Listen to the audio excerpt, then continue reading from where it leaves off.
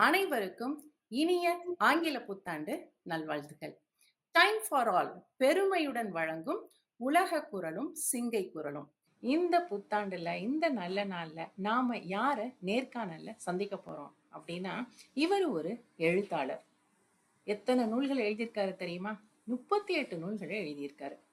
Singapore Kavimalai அமைப்போட காப்பாளர். கடந்த ஆண்டு நடந்த அயலக தமிழ் மாநாட்டுல தமிழ் இலக்கிய விருது வாங்கினவர். இந்த புது வருடத்துல சென்னையில நடைபெற இருக்கிற அயலக தமிழ் மாநாட்டுல தமிழ் உலகுக்கும் உலகம் தமிழுக்கும் என்ற தலைப்புல இவர் உரையாற்ற போறாரு. யாரு அப்படின்னு கெஸ் பண்ணிட்டீங்களா? வேற யாரும் இல்ல, புதுமை தேனி மா அன்பழகன் ஐயா அவர்களை தான் இப்போ நேர்காணல்ல சந்திக்க போறோம். இந்த நல்ல நாள்ல இப்படி ஒரு நிகழ்வுல ஐயா அவர்களை சந்திக்கிறதுல ரொம்ப மகிழ்ச்சி. ஐயா, வணக்கம் ஐயா. வணக்கம். வணக்கம். வணக்கம். நல்லா இருக்கீங்களாமா? நல்லா இருக்கேன். நீங்க எப்படி இருக்கீங்க? நல்லா. சரியா. நம்மளுக்கு திருக்குறள் அப்படின்னாவே தெரியும். அது ஒரு அறநூல், உலக பொதுமறை. அப்புறம் நிறைய மொழிகள்ல அத மொழிபெயர்த்திருக்காங்க. இதெல்லாமே தெரியும். ஆனா, இந்த திருக்குறள் அப்படின்ற அந்த வார்த்தைய கேட்ட உடனே உங்க மனதுக்கு சட்டுன்னு என்ன தோணுது அப்படின்னு சொல்லுங்களேன். திருக்குறள் நீங்க சொன்னது போல உலகத்திலேயே ஒரு விவிலியத்துக்கு அடுத்தாப்புல, குர்ஆனுக்கு அடுத்தாப்புல திருக்குறள் தான் அதிக மொழிகளில மொழிபெயர்க்கப்பட்டிருக்கு. இந்த திருக்குறள் சிறப்பு என்னன்னு சொன்னா, மனிதனுக்குன்னு எழுதப்பட்ட ஒரே நூல் இதுதான். மற்றெல்லாம் மதத்தை சார்ந்ததா இருக்கும், நாட்டை சார்ந்ததா இருக்கும், இனத்தை சார்ந்ததா இருக்கும், மொழியை சார்ந்ததா இருக்கும். இந்த திருக்குறள்ல தமிழ்ல எழுதியும் ஒரு தமிழ்ங்கிற ஒரு வார்த்தையோ, தமிழ்நாடுங்கிற வார்த்தையோ, ஒரு தமிழ்நாட்டுல உள்ள ஒரு மலையோ, ஒரு ஆறோ, ஒரு மன்னன் பேரோ எதுவுமே இல்லாத எழுதப்பட்ட அப்படின்னா எந்த மொழியினருக்கும் எந்த நாட்டினருக்கும் ஏற்ற ஒரு ஒரு நூலா உருவாக்கப்பட்டதுனாலதான் அந்த இருக்கிற இலக்கியங்கள்லயே எனக்கு பிடிச்சது அல்லது நமக்கு பிடிச்சது திருக்குறள் தான். திருக்குறள் அப்படிப்பட்ட, ஏன்னா இதனுடைய பாதிப்பு இல்லாத உலக தலைவர்களே இல்லை அப்படின்னு சொல்றாங்க. அல்லது யாராவது தனிப்பட்ட முறையில யாராவது சிறந்து விளங்குனாங்க, சிறந்த படைப்பாளர்கள் இருந்தாலும் அவர்களை அறியாத இந்த திருக்குறளுடைய பாதிப்பு இருக்கும் அப்படிங்கிறாங்க. அல்லது இதை ஒத்த கருத்துக்கள் தான் அங்கங்க இருக்கும் அப்படின்னு தான் எல்லாரும் சொல்றாங்க. அதனால திருக்குறள்னு சொல்லும் போது அது என்னமோ நம்ம மனதுக்கு ரொம்ப நெருக்கமா, ரொம்ப இணக்கமா இருக்கிற ஒரு திருக்குறள்.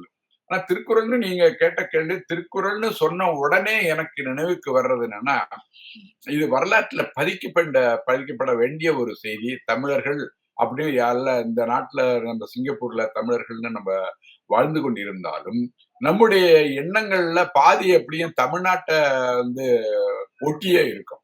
தமிழ்நாட்டினுடைய தட்பவெப்பங்கள் எப்படி நம்ம சென்னையிலேயோ நாகப்பட்டினத்திலேயோ மழை அதிகமா பெஞ்சா சிங்கப்பூர்லயும் மழை அதிகமாகும்.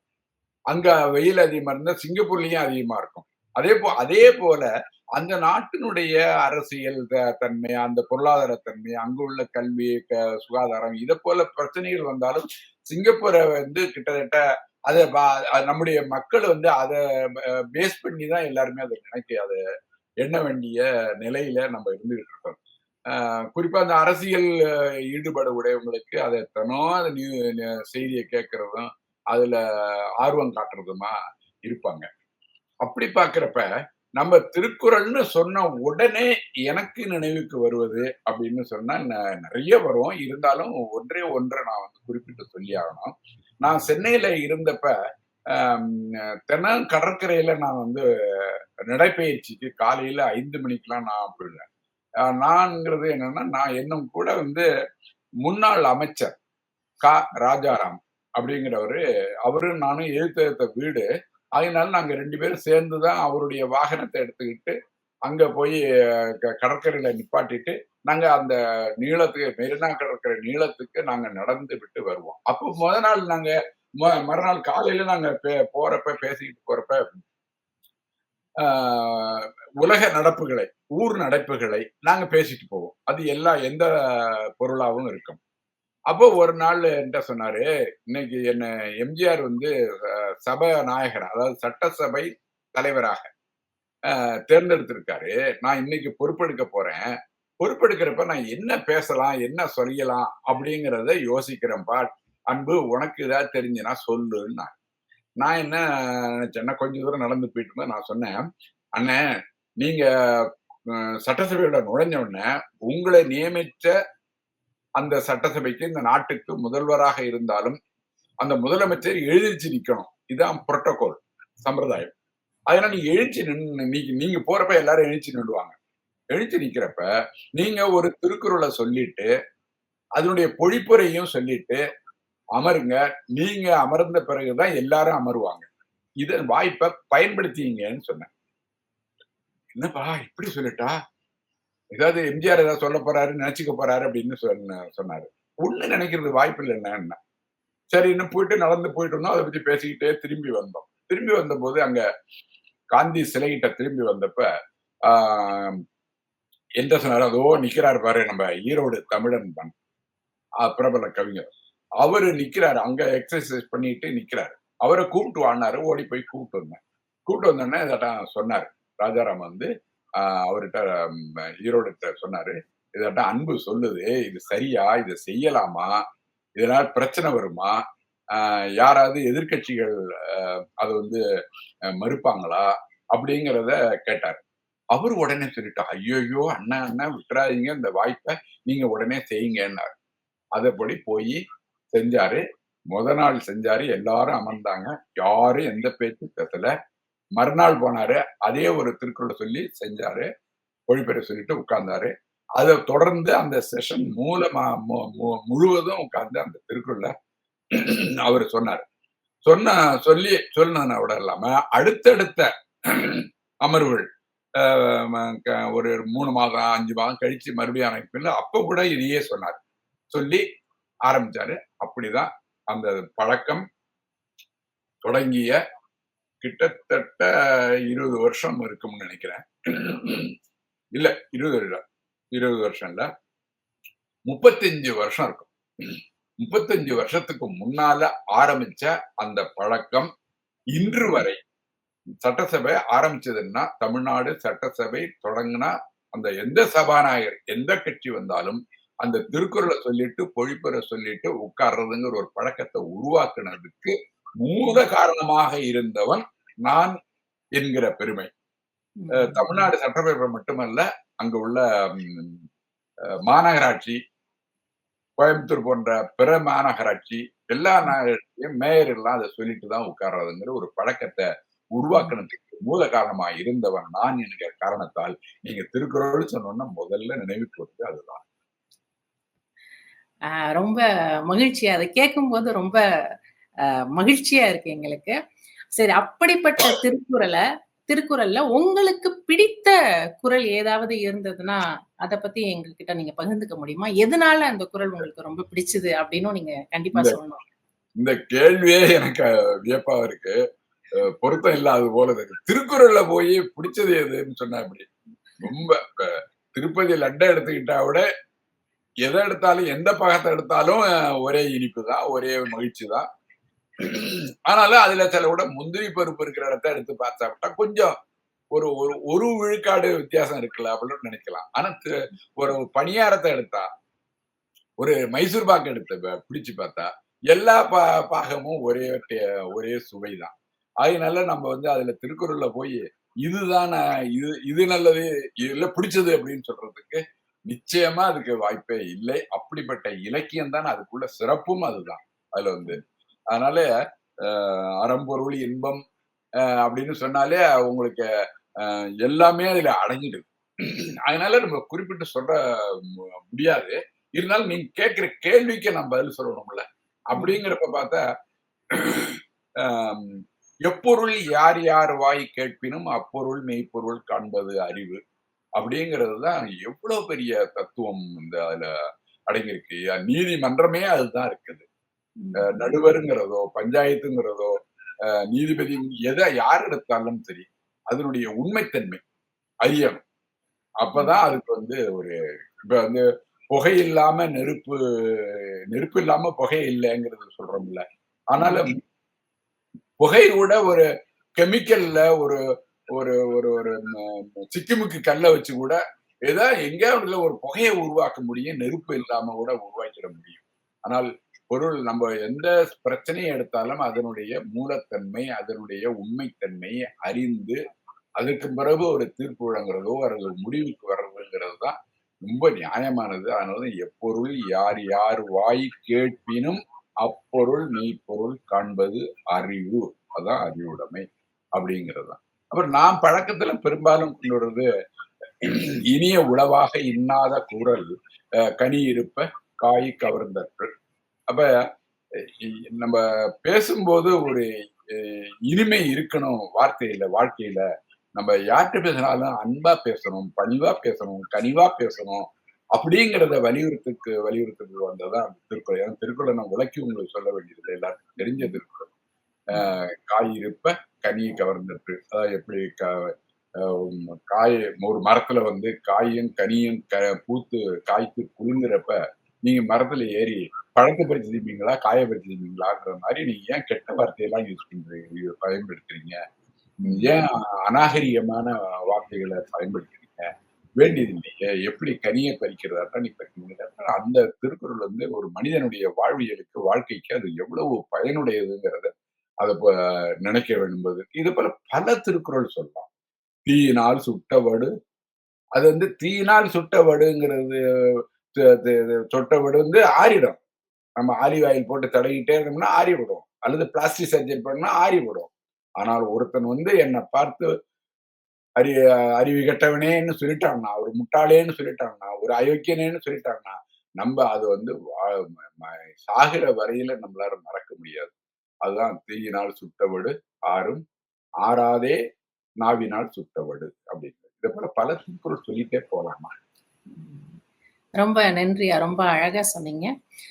ஐயா அடுத்த கேள்விக்கு போகறதுக்கு முன்னாடி நீங்க ரொம்ப க்ளோஸ் அப்ல தெரியிறீங்க. கொஞ்சம் பேக்ல இருந்தீங்கன்னா, இன்னும் கிளியரா இருக்கும். இந்த பொசிஷன் கரெக்ட்டா இருக்குயா. இதுல இருக்கு.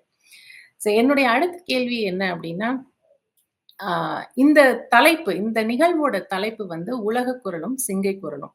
இத கேட்டோன உங்களுக்கு என்னையா தோணுது? அத பத்தி கொஞ்சம் பகிர்ந்துக்க முடியுமா? நம்முடைய திருக்குறள் வந்து உலகம் பூரா கொண்டு போய் சேர்க்கணுங்கிறது நம்முடைய முதல் குறிக்கோளா இருக்கணும்.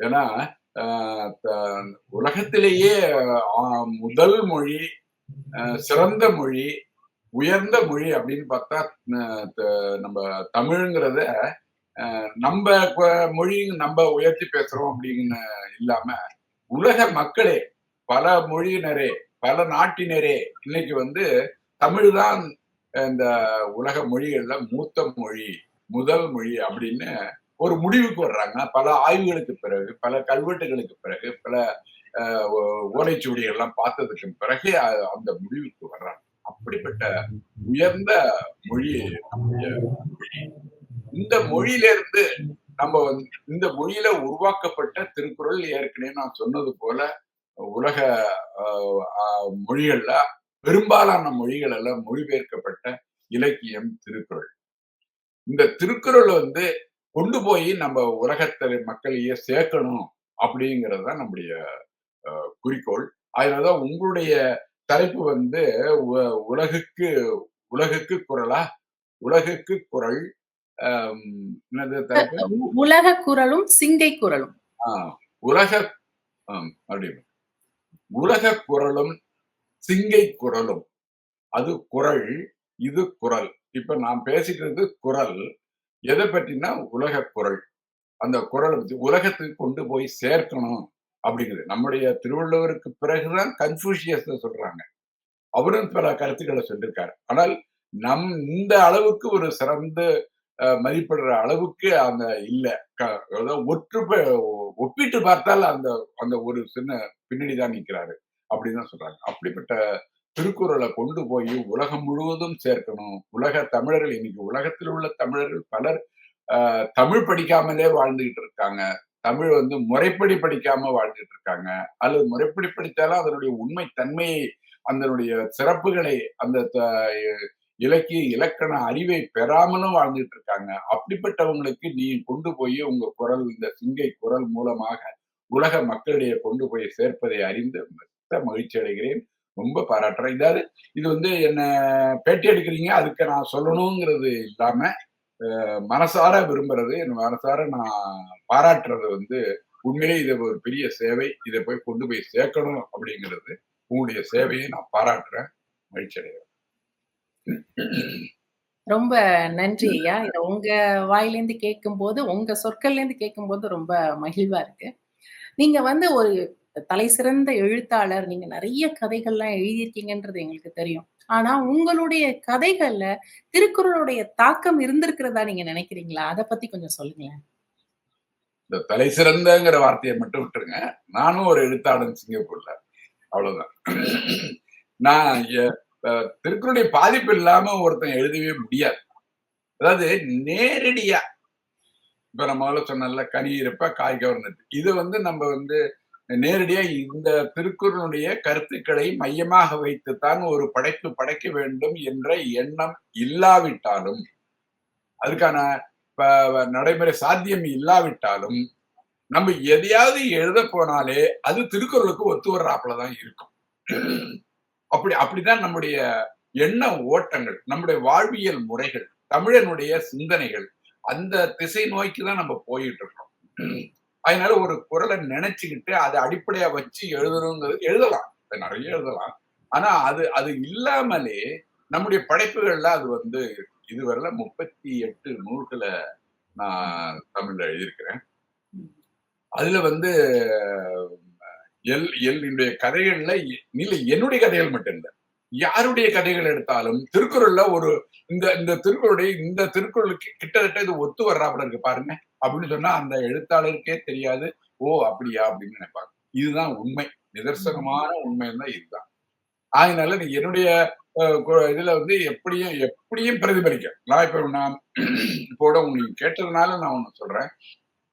சிங்கப்பூர் தமிழ் எழுத்தாளர் கழகத்துல எனக்கு ஒரு சிறுகதை போட்டி வச்சிருந்தாங்க.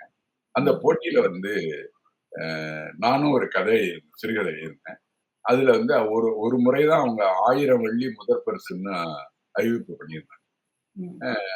நான் அந்த ஆண்டு நான் எழுதின என்னுடைய கதைக்கு தான் முதல் பரிசு கிடைச்சது. அப்புறம் அதுக்கு பிறகு 1000 வெள்ளியெல்லாம் மாத்திட்டாங்க, 500 வெள்ளியை மாத்திட்டாங்க.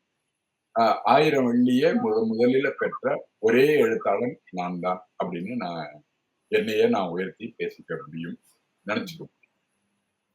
அந்த அந்த அந்த அந்த சிறுகதை வந்து என்னன்னா, என்னென்றி கொண்டார்க்கும் உய்வில்லாம் உய்வில்லை தேனின்றி கொன்ற மகற்கு அப்படின்னு சொல்றோம்ல, அதை போல ஒரு திருக்குறள் பேஸ் பண்ணி அது அடிப்படையா வச்சுதான் இந்த இது. அல்லது முற்பகல் செய்யின் பிற்பகல் விளையும்ங்கிறோம்ல, அதுக்கு வந்து நிறைய திருக்குறள்லாம் இருக்குது. என்னன்னா, பிறருக்கு இன்னா முற்பகல் செய்யின் தமக்கு இன்னா பிற்பகல் தாமே வரும் அப்படிங்கிற ஒரு திருக்குறள். இது அப்படியே இன்னாங்கிற வார்த்தை இனியவை, இனிமை, நல்லது அப்படின்னு வச்சுட்டா, பிறருக்கு நல்லது முற்பகல் செய்யின் தமக்கு நன்மை பிற்பகல் தாமே விளையும் அப்படிங்கிறோம்ல. இதை பேஸ் பண்ணி இதை அடிப்படையாச்சு. இதை வந்து இதை நினைச்சு நான் எழுதல, உண்மையில எழுதல. ஆனாலும் இது வந்து பொருந்துது. ஒருத்தர் செய்த நன்றியை நம்ம மறக்க கூடாதுங்கிறதுக்காக உள்ள ஒரு குரல் தான். இந்த நேரம் இருந்தா கதையை சொல்லலாம்ல, ரொம்ப சுருக்கமா நான் சொல்றேன். ஒரு உண்மையா நடந்தது வச்சு நான் கதையா எழுதினேன். எப்படின்னா, நான் வந்து நடைப்பயிற்சி போவேன். ஒரு மலை இந்த சிங்கப்பூர்லயே ஒரு சின்ன மலை இருக்கு. அங்க போய் பயிற்சி பண்ணிட்டு இருப்பேன். அங்க பயிற்சி பண்ணிட்டு இருப்ப தினம் காலையில நான் சொன்னல இனிய உணவாக அந்த சின்ன பிள்ளைங்கள்லாம் அந்த பள்ளி பக்கத்துல இருக்கு. அது வழி எங்க வழியா கிராஸ் பண்ணி அவங்க போயிட்டு இருப்பாங்க. அந்த சின்ன பிள்ளைகள் வந்தா நான் குனிஞ்சு வணக்கம் வணக்கம் அப்படின்னு பிள்ளைகளுக்கு சொல்லுவேன். தமிழ் பிள்ளைகளை பார்த்து. ஆங்கில மற்ற மொழி பிள்ளைகள்னா நான் குட் மார்னிங் சொல்லுவேன். இது அந்த பிள்ளைகள் நம்மளை பார்த்தோம்னா அங்கிள் தாத்தா அப்படின்னு சொல்லிட்டே போயிட்டு இருக்கு. சரி, ஒரு நாள் ஒரு ஒரு ஒரு ஒரு மேடு அவங்க வந்து ஒரு பிள்ளைய அழைச்சிட்டு வழக்கமா வந்துடும். பொங்கோல்ல இருந்து இங்க தேக்காவுக்கு வர்றாங்க. வந்து துரித வண்டியில இறங்கி அவங்க வந்து அழைச்சிட்டு வருவாங்க. ஒரு நாள் இந்த நான் அன்பா பேசுறது, அந்த பிள்ளை வந்து அழுதுகிட்டு வந்தது. நான் உடனே கேட்டேன், ஏமா அழுது உங்க பிள்ளை அப்படின்னு சொல்லிட்டு, ஏதோ பொம்மைய நம்ம கொண்டு வச்சிருந்தாங்க ஸ்கூல்ல, அது மறந்துட்டு வந்துட்டோம் அப்படின்னு. போய் எடுத்துட்டு வாங்க. நான் பொங்கல்ல இருந்து வரேன். ஓ! அவ்வளவு கிட்ட சொன்னீங்களா? சரி, சரி பரவால்ல. அப்படின்னு சொல்லிட்டு என் பக்கத்துல சீன தாய்மார்கள் சேர்ந்து நாங்க கூட சேர்ந்து நடைப்பயிற்சி செய்யற பழக்கம். அந்த ம். பயிற்சிகள்லாம் செய்வோம். அப்ப அந்த அம்மா வீடு வந்து பக்கத்திலேயே இருக்கு. அடுத்தாப்புலயே இருக்கு.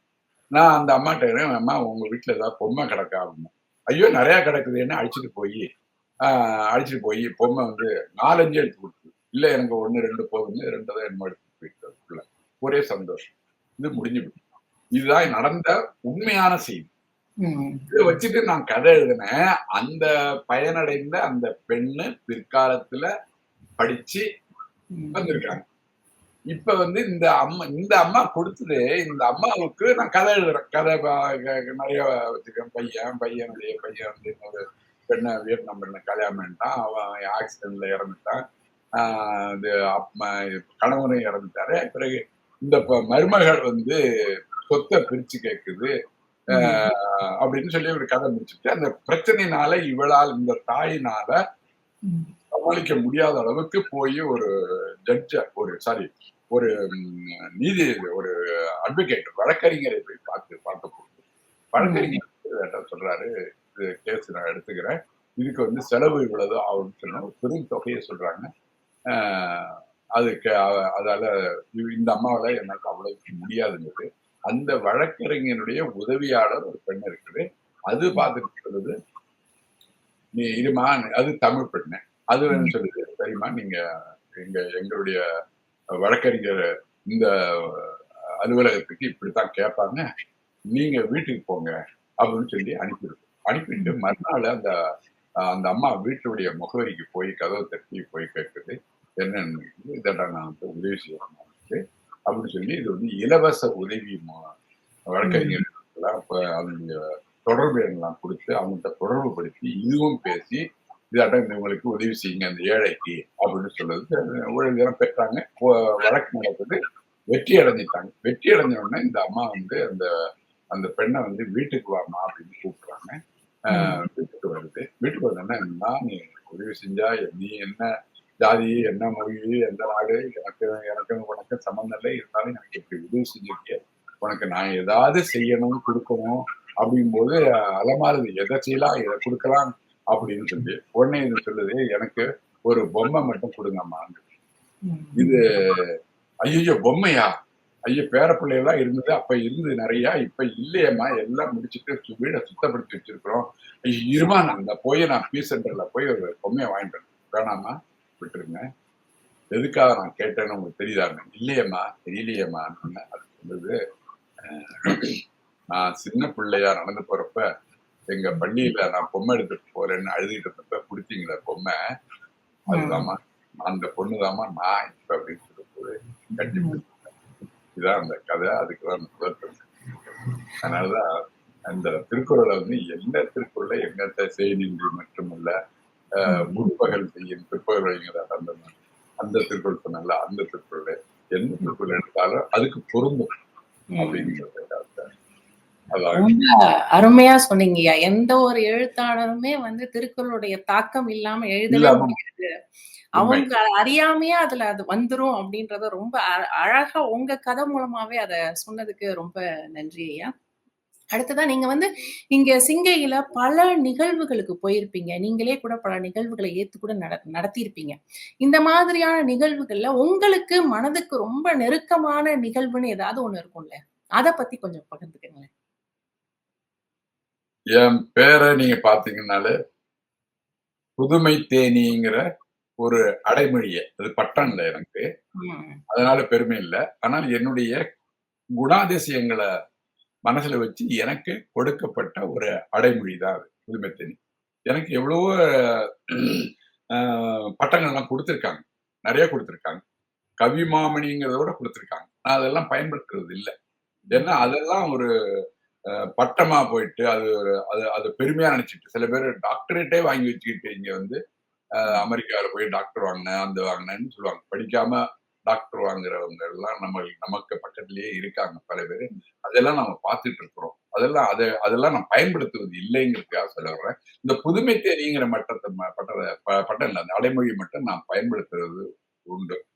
ம். நான் எதுவுமே எதனாலன்னு சொன்னா, நான் எதையுமே புதுமையா செய்வேன். நான் இன்னொரு நிகழ்வ நீங்க நீங்க பார்த்தது இல்லன்னு கேட்டீங்கல்ல. எனக்கு வந்து இன்னொரு நிகழ்வுங்கிறத விட, என்னுடைய நிகழ்வுகள் எதை எடுத்தாலும், நீங்க யாரு வந்து பார்த்தாலும், ஒரு வித்தியாசமா இருக்கும், ஒரு புதுமையா இருக்கும், ஒரு வினோதமா இருக்கும், பார்ப்பதற்கு ஒரு ஆர்வமா இருக்கும். எந்த நிகழ்ச்சியில தொய்வு இல்லாம, இல்ல பல நிகழ்ச்சியில உட்கார்ந்திருப்போம், கூப்பிடுவாங்க, போய் உட்கார்ந்திருப்போம். நமக்கு தூக்கம் கூட வந்துரும், சில நிகழ்ச்சிகள். இப்ப யாரோ பரிசு வாங்குறாங்க, எனக்கு என்ன?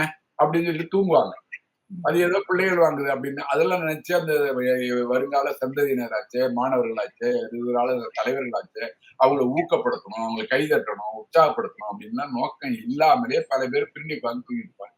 நம்ம வீட்டு நம்ம பேர புள்ள, நம்ம புள்ள அப்படின்னு சொன்னா மட்டும், அப்படின்னு ஓடி போய் கேமரா வச்சுட்டு நிப்போம். இதுதான் நம்ம பழக்கம். ஆனா அதனால நாம் எல்லா தரப்பினரையும் உற்சாகத்துடன் அத பார்க்கிறாப்புல அந்த நிகழ்ச்சிய பார்க்கிறாப்புல ஏற்பாடு செய்யணும்னு சொன்னா, அது கிட்டத்தட்ட நான் என்னுடைய தனிப்பட்ட நான் நடத்துற நிகழ்ச்சிகள நீங்க வந்து அப்படிதான் பார்க்கலாம். அப்படி ஒரு முறை என்ன செஞ்சேன், என்னுடைய 9 நூல்கள ஒன்றாக வெளியிட்டேன். ம். இதுக்காக இந்திராணி ராஜா அமைச்சர்ட்ட போயி பல நாள் காத்திருந்து அந்த தேதிய வாங்கி ம். நம்ம உமறு புலவர் எல்லாரும் நடத்துற உமறு புலவர்ல தான் நடத்தினேன். அந்த உமறு புலவர்ல வந்து என்ன வித்தியா விரு வேற்றுமை என்ன பிறரிடமிருந்து மாறுபட்டு பார்க்கிறவங்களுக்கு ஒரு ஆர்வமாக ஒரு எந்த ஒரு தொய்வும் இல்லாத கொண்டு போகணுங்கிறதுக்காக என்ன செஞ்சேன், மேடைக்கே போகல யாரும். மந்திரியே போகல. ம். மந்திரியே நான் அழைச்சிட்டு போகல. அங்க நாற்காலி போடல. தமிழ் வாழ்த்து இல்லை.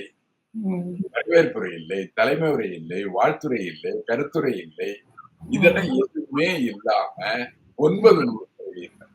நான் 9 பேர்கள மட்டும் நான் வந்து தேர்ந்தெடுத்து அவங்கள்ட்ட மட்டும் 9 நூல்கள அவங்கள்ட்ட குடுத்து படிச்சு குடுத்து, உங்களுடைய கருத்துக்கள கேள்வி கேட்போம். அப்ப பதில் மட்டும் சொல்லுங்கன்னு சொல்லிட்டு, அரங்கம் நிறைந்து இருந்தது. நம்ப ம திருச்சி ஜமால் முகமது கல்லூரியுடைய முன்னாள் மாணவர் சங்க தலைவரா இப்பொழுது இருக்காரு. மிஸ்டர் காதர். அவர்ட்ட நான் சொன்னேன், நீங்க இத நடத்தி குடுங்கன்னு நான் அவர தேர்ந்தெடுத்தேன். அவரு இந்திராணி ராஜாவும் இருக்காங்க. முன் ரோல தான் உட்கார்ந்திருக்காங்க. இவரு எழுந்திருச்சு என்ன செஞ்சாரு, இதாட்டம் ஒரு ஒரு இன்ட்ரோடக்ஷன் குடுத்துட்டு, இதாட்டம் 9 நூல்ல ஒரு சேர வெளியிடுறாங்கன்னு சொல்லிட்டு, ஆ உடனே 9 ஒவ்வொரு நூல்களை சொல்லி, ஒவ்வொருத்தர்ட்ட ஒரு கேள்வி. ஒரு நூலுக்கு ஒரு கேள்வி. 9 பேர கேள்வி கேட்டு, அவனுடைய சிறப்புகளோ, அல்ல அதுல பிடிச்சதோ, அது ஏன் உனக்கு பிடிக்கலங்கிறதுக்கோ, அல்ல அதில் உள்ள குணாதிசயங்களோ, எதையோ பத்தி அவர் கேள்வி கேட்டாரு. 9 பேரும் பதில் சொன்னாங்க. இறுதியில அமைச்சர் பேசினாங்க. கீழே தான் மேடைக்கு போகாமலே கீழே நின்னு நடத்தி அதை வெளியிட்டு கொடுத்துட்டு போனாங்க. அந்த நிகழ்ச்சி தான் நான் செஞ்ச நிகழ்ச்சிகள்லயே ஒரு புதுமையானது. இன்னும் சொல்லப்போனா, இன்னும் வந்து நான் ஒரு முறை என்ன செஞ்சேன், எல்லாரும் இது தேக்கா மார்க்கெட் இருக்குல்ல, அதனுடைய வாசல்லயே அந்த பஸ் ஸ்டாப்புக்கு பின்னாடி அங்கேயே டேபிள போட்டு, அங்கேயே நான் 3 நூல்கள அங்க வெளியிட்டேன். என்னன்னா எல்லாருக்கும் அனௌன்ஸ் பண்ணிட்டேன். என்னுடைய நூல்கள் தேக்கா மார்க்கெட்ல இந்த இடத்துல நாங்க வந்து காலையில 9 மணில இருந்து இரவு 8 மணி வரையில நாங்க வெளியிடுறோம். விருப்பமுடையவர்கள் நீங்க வந்து வாங்கிட்டு நீங்க போகலாம்னு சொல்லிட்டேன். ஒரு ஞாயிற்றுக்கிழமை. அப்ப எல்லாரும் என்ன செஞ்சாங்க, அவங்களுக்கு வசதி. இதான் ஒரு நேரத்துல ஒருத்தர் கூப்பிடுறோம். அப்ப என்ன செய்வாங்க, ஐயோ எங்க அக்கா பொண்ணு கல்யாணம் நான் அங்க போகணும். ஐயோ நான் ஃப்ரெண்டு பர்த்டே நான் அங்க போகணும். இல்ல நான் ஏற்கனவே கமிட் பண்ணிட்டேன். சாயந்தரம் போறதா அப்படின்னு சொல்லிட்டு நம்மள்ட்ட இருந்து தப்பிப்பாங்க. அது உண்மையாவும் ஆக நான் இந்த ஞாயிற்றுக்கிழமை என்பது பெரும்பாலும் தப்பிக்க முடியாது. எனக்கு வரணும்னு நினைக்கிறவங்க தப்பிக்க முடியாது. எல்லாருமே ஏதாவது ஒரு நேரத்துல வந்து ஒரு அதுக்கான விலையை கொடுத்துட்டு வாங்கிட்டு ஓடி போய் கார்ல ஏறி இந்த கார்ல ரோட்லயே நிப்பாட்டிச்சு ஓடி வந்து வாங்கிட்டு ஓடிப்பாங்க. இப்படி எல்லாம் எனக்கு இப்படி எல்லாம் ஒரு விழாவெல்லாம் நடத்திருக்கேன். இதெல்லாம் வந்து வித்தியாசமா சிங்கப்பூர்லயே யாருமே நினைச்சு பார்க்காத அளவுக்கு அது வித்தியாசமா நான் செஞ்சேன். இந்த நினைவுகள்லாம் எனக்கு வருது. இது போல மற்றவங்களும் சில பேர் அதுக்காக நான் என்னுடையதான் உயர்ந்ததுன்னு சொல்ல, மற்றவங்களும் சிறந்த ஒவ்வொரு முறையில அவங்களுக்கு ஒவ்வொரு கோணத்துல அவங்களுக்கு நல்ல சிறந்த நிகழ்ச்சிகளை நடத்துறாங்க. சிறப்புயா. ரொம்ப சிறப்பா சொன்னீங்க. அடுத்தது இப்போ வந்து திருக்குறள் வந்து ஏட்டிலேயே இருந்திருந்தா நமக்கு கண்டிப்பா அது புரிஞ்சிருக்காது. இப்ப இந்த தலைமுறையினருக்கு அத வந்து புரிய வைக்கணும் அப்டின்னா, இப்ப பல பேர் அத வந்து கதைகளா சொல்றாங்க.